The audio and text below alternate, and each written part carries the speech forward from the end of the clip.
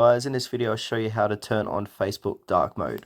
Please make sure to watch this video until the very end so you don't miss out on any important information. In saying that, let's dive into it. So first things first, open up your Facebook app and then click on the three horizontal bars. It should be located on the top right hand corner of your screen, just like that. And then here, click onto the little gear icon, brings up more settings. And then on this page, click on the magnifying glass for search settings. And here, this is where you type in dark mode. So I'll type in dark mode like that. Click on the first result where it says dark mode. And then in my case, it's turned off and we wanted to turn it on. So just click on turn on there, just like that. And you can turn it on, off from here, turn it back on. And now go back to your Facebook profile and you'll have dark mode enabled, just like that.